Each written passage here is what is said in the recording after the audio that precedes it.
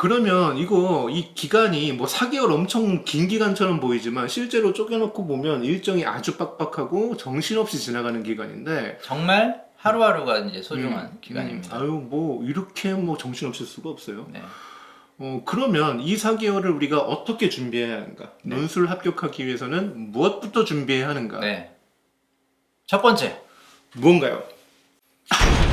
합격자의 글씨체를 완성해야 됩니다. 그렇습니다. 네. 그러고 물어보는 학생들이 있어요. 네. 글씨가 뭐가 중요해요? 이렇게 생각하는 학생들이 있어요. 그러니까 그런 식으로 말하는 사람들은 논술이 뭔지를 모르는 거예요. 글씨를 읽을 수 있는 수준까지 써야 된다는 건 당연히 알고 있을 겁니다. 네. 근데 실제 학생들 글을 보면 읽을 수 있는 수준에 못 미치는 글씨인 경우가 50% 이상입니다. 꽤 많습니다. 그럼 논술 처음 시작하는 학생들은 무조건 한 달 안에 글씨체를 바꿔야 됩니다. 그렇습니다. 이렇게 생각하세요. 글씨체 한 달 안에 못 바꾸면 난 논술로 대학 못 간다. 이런 각오로 글씨체를 먼저 바꿔야 됩니다. 실제 논술 채점을 하는 교수님들 있지 않습니까? 네. 저희 또래입니다. 네. 저희 또래면 좀 젊은 교수층에 속하는데 그렇죠. 그분들이 실제 원고지를 보고 채점하지 않습니다. 다 이제 스캔본을 모니터에 띄워놓고 들어가서 채점을 해요. 하루에 한 5, 600장은 채점을 하셔야 됩니다. 많은 양이고요. 그 채점 현장에 이제 모여서 채점하거든요. 미디어실 같은 데 모여서 채점하는데 그 현장에서 생생한 증언이에요. 5분에 한 번, 10분에 두 번씩 소리를 지릅니다. 채점을 하시다가. 아 이렇게 원인이 뭔지 아세요? 안 보여. 네, 글씨가 안 보여서. 짜증 엄청 나겠죠. 엄청 짜증납니다. 저희도 비슷하잖아요. 네. 첨삭할 때 모니터 띄워놓고 하잖아요. 그러면 정말 모니터를 막 부숴버리고 싶은 그런 있죠. 충동을 느낄 때가 있습니다. 저희야 사실 우리 애들 사랑하고 그렇죠. 좀 잘 됐으면 좋겠다라는 마음으로 좋게 봐주잖아요. 네. 근데 그분들은 이거 일이란 말이에요. 네. 글씨 못 쓰면 일단은 마음이 어때요? 싫어지죠. 네. 왜 여러분들 얼굴 한 번도 못 본 그 대학 교수님들이 여러분들이 글을 그렇게 열심히 읽어줄 거라고 생각합니까? 전혀 그렇지 않습니다. 여러분들이 글씨체라도 이뻐야 그래도 얘는 읽어줄만 하네 라는 태도로 가져가는 거죠. 이게 심리학에서는 이 문간에 발들여 놓기 기법이라고 하는데 더 큰 문제가 뭐냐면 채점자들이 글씨 안 보인다고 안 읽을 수도 없어요. 네. 그게 의무여서 잘 읽으셔야 되거든요. 그럼 엄청 짜증나고요. 맞춤법 검사 더 열심히 하고요. 뭐 틀렸는지 논리적인 검사해가지고 감점을 무진장 때린단 말입니다. 그렇죠. 문간에 발 들여놓기로 좋은 인상. 이거 말하자면 음료수 한 잔 드리는 거예요. 그렇죠. 채점하실 때 딱 그 효과를. 글씨로 뇌물을 먹이는 거잖아요. 그러니까요. 이걸 왜 안 합니까? 여러분들이 할 수 있는 유일한 방법이에요. 나 좋게 봐달라고 할 수 그렇죠. 있는 유일한 방법이 좋은 글씨 쓰는 겁니다. 네. 그래서 글씨는 잘 썼다. 그걸로 끝나는 건 아니지 않습니까?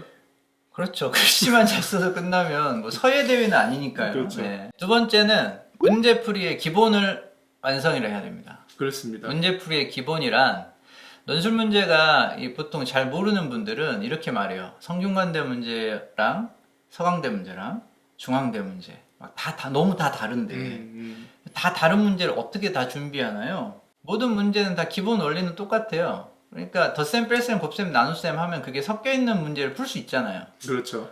마찬가지로 논술도 기본적으로 나오는 유형들이 있습니다. 걔네들이 결합되는 형태가 다를 뿐이에요.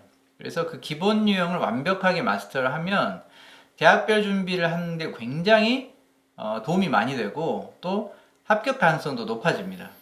그리고 사실 저희가 정규반에서 다루고 있는 문제들이 되게 다양한 주제를 포괄하고 있죠. 네. 그러다 보니까 아이들이 그걸 글로 쓰면서 실제 사고력도 많이 잘하기도 하고요. 네, 그렇죠. 정규반 수업 시간에 저희가 푸는 문제들을 바탕으로 주제에 대한 이해도 높일 수가 있죠. 기존의 재원생들은 그 정규반에서 계속해서 지금까지 해왔던 거를 쭉 심화 마무리하는 거라고 생각하시면 되겠습니다. 네, 정규반이 이제 슬슬 자리가 많이 찼습니다. 네, 그래서 이제 주의할 점 있죠. 저희가 8월이 되면은 수강생들이 갑자기 많이 옵니다. 7, 8월이 되면. 그래서 간혹가다 이런 경우가 있습니다. 저희가 올해는 그 코로나 때문에 한 반의 인원이 작년보다 좀 적습니다. 맞아요. 넉놓고 있다가 수업 당일날 등록을 하러 와요. 그럼 자리가 없어요. 그럼 어쩔 수 없습니다. 이게 뭐 자리를 넣을 수도 없고. 그러니까 이게 예. 사회적 거리두기라서 이제 책상들 다 띄워놨잖아요. 네. 저희도 뭐 애들 더 앉혀놓고 가르치고 싶죠. 네. 근데 그게 물리적으로 그냥 불가능합니다. 최악의 상황은 이거겠죠. 원하는 시간에 원하는 선생님에게 못 듣는 상황.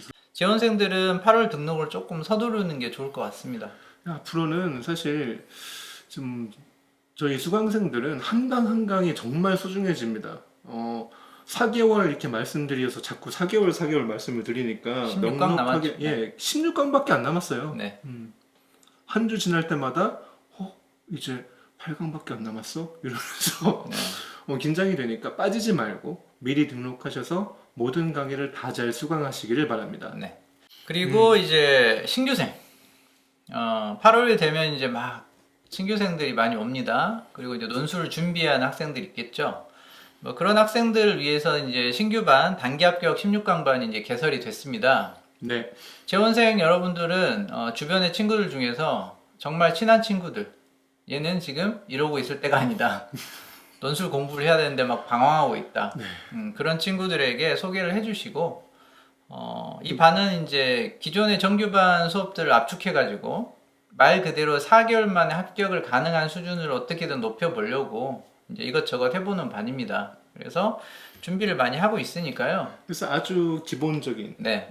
원리부터 시작해서 네. 빠르게 심화 원리까지 키워나가는 겁니다. 네. 방학이 돼서 이제부터 본격적으로 논술을 시작해야겠다. 뭐 그렇게 마음 먹은 학생들이라면 아마 16주 동안 아까도 말씀드렸듯이 굉장히 타이트하고 스파르타한 방식으로 합격을 위해서 하드 트레이닝. 네, 하드 트레이닝을 한번 받아보고 싶다. 그런 학생들에게는 아주 이제 좋은 코스가 될 겁니다. 일단 단기 합격 16강반은 3합 6반하고 2합 4반으로 구성이 되어 있습니다. 그래서 여러분들이 이제 모의고사 성적 있죠? 모의고사 성적에 맞춰서 지원을 하시면 되고 주중반도 있고 주말반도 다 펼쳐져 있으니까 편한 시간에 이제 오셔가지고 수업을 들으시면 되겠습니다. 이것도 마찬가지로 자리가 금방 찹니다. 네. 본인이 원하는 시간에 수강하고 싶다라면 이거 보시는 순간 빨리 결정하셔서 등록을 하시기를 바랍니다. 네. 자, 그러면 이제 정규반 쭉 들으면서 기본 원리를 했다. 네. 하지만 기본 원리만으로는 시험 준비가 끝났다고 보기는 조금 어렵죠. 네, 그렇죠. 물론 이제 기본 원리를 하면서 개인별 과제를 하기 때문에 개인별 과제 안에는 자기가 시험 보려는 대학 문제들이 포함되어 있습니다. 하지만 이제 시간이 닥쳐올수록 뭔가 이제 하나라도 조금 더 그렇죠. 하고 남는 시간들을 잘 활용해 가지고 집중적으로 뭔가 이제 공부를 해야 되는 거죠. 그래서 특강이 준비되어 있죠. 논술이 공부하면 느는 과목입니까? 논술과 관련해서 이제 많은 잘못된 정보들이 있습니다. 그러니까 편견도 있고 오해도 있는데 그 중에서 이제 가장 심각한 게 논술은 공부해서 느는 게 아니다. 논술은 뭐 타고난 재능이다. 논술은 운이다. 그런 식으로 이제 생각을 하게 되죠.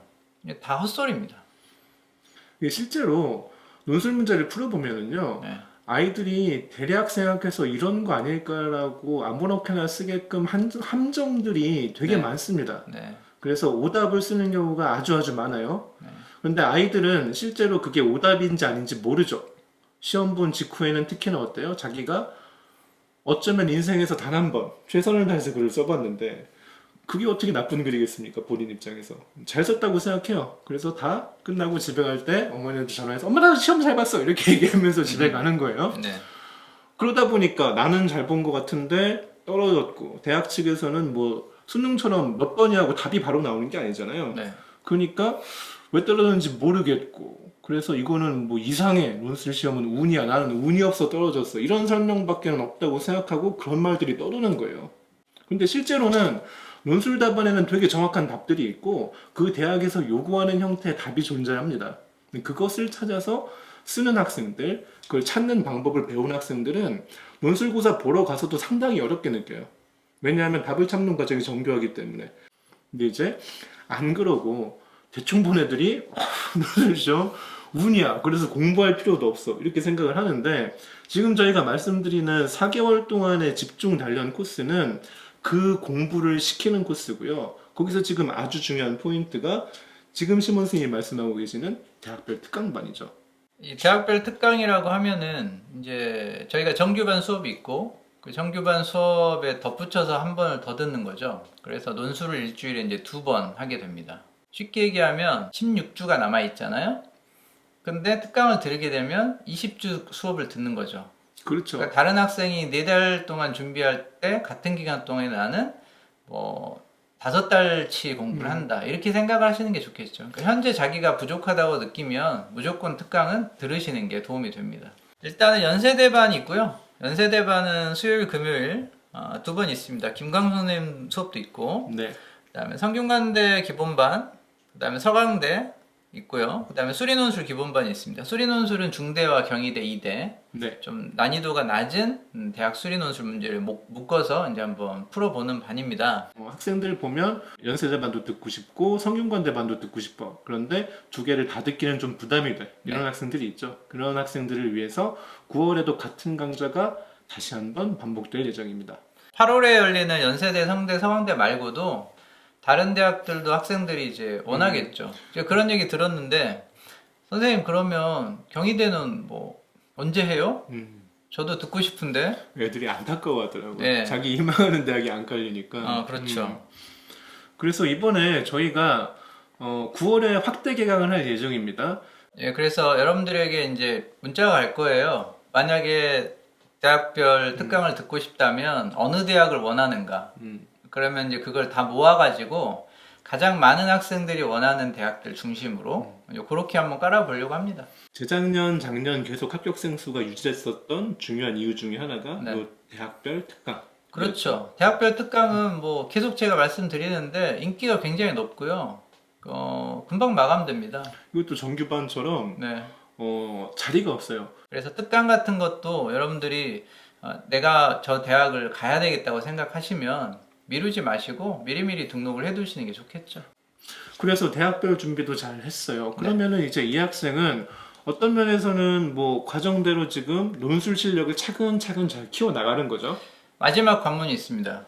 또 있습니까? 몇 개가 있는데 가장 중요한 관문 중에 하나가 원서 작성입니다. 그렇죠. 네. 공부를 열심히 했어요. 그리고 준비도 다 했어. 특강도 다 들었는데 원서를 잘못 쓴다. 그렇죠. 그러면 이제 망하는 거죠. 슈팅력, 골 결정력 다 좋은데 네. 이만한 골대에다 안 차고 이만한 골대에다 공을 차는 거예요. 무슨 기네스북 같은 거. 그러니까 축구 선수가 농구 골대에다가 공 넣는 뭐 그런 걸 하는 기회를 하려고 하면 안 되죠. 9월 모의고사 끝나면 원서를 써야 되기 때문에 그때가 되면 이제 본격적으로 학생들과 집중적으로 이제 원서 상담을 하게 되죠. 그래서 가능하면 학생들이 자기 현실에 맞게 과도한 욕심 부리지 않고 수능 최저를 맞출 수 있는 그런 학교 쪽으로 원서를 쓰도록 유도를 하고 그렇게 원서를 씁니다. 그래서 그런지 이제 저희 학원에서는 이제 실제 논술 시험 못 보러 가는 애들은 되게 적은 편입니다. 네, 그렇죠. 그리고 원서까지 다 썼다. 그럼 이제 다 된 거 아닙니까? 그렇죠. 아니죠. 가장 중요한 게 남았죠. 수능 최저를 맞춰야 됩니다. 그렇습니다. 원서 상담을 할 때부터 얘기를 하지만 원서를 아무리 잘 써도 경쟁률이 아무리 낮아도 그 대학에 시험을 보러 가야 될 거 아닙니까? 그래서 이제 9월 이후에 수능 공부는 논술 시험을 보고자 하는 학생이라면 논술 최저를 맞추는 것을 목표로 공부를 해야 됩니다. 현실적으로 보면 수능 최저를 맞추려고 공부를 해야 성적 유지도 되고 오릅니다. 무턱대고 그냥 나 수능 공부 열심히 해야지 온 과목을 다 하는 것보다 내가 수능 열심히 해야 되는데 논술 최저를 일단 맞춰야 되니까 논술 최저를 맞추기 위해서 공부해보자 라고 구체적인 계획이 하나 더 생기는 거잖아요. 공부라는 건 항상 조금 더 구체적인 계획을 가지고 해야 실력 향상이 되는 거니까 그렇죠. 수능 최저를 맞추기 위해서 공부하는 학생들이 실제로 입시 결과도 더 좋습니다. 그러면 수능 최저도 맞췄다. 네. 그러면 이제 합격만 남은 겁니까? 그러면 이제 합격만 남은 거죠. 네. 그러니까 지금까지 저희가 설명드린 과정들을 쭉 따라오신다면 학생 한 명은 아마 일주일에 적어도 매일 네. 하루 1시간 정도의 논술 공부 시간을 투자하셔야만 할 겁니다. 자, 다시 이제 처음으로 돌아가 보면 얘기를 글씨 고쳐야 되죠. 네. 그 다음에 기본 원리 익혀야 되죠.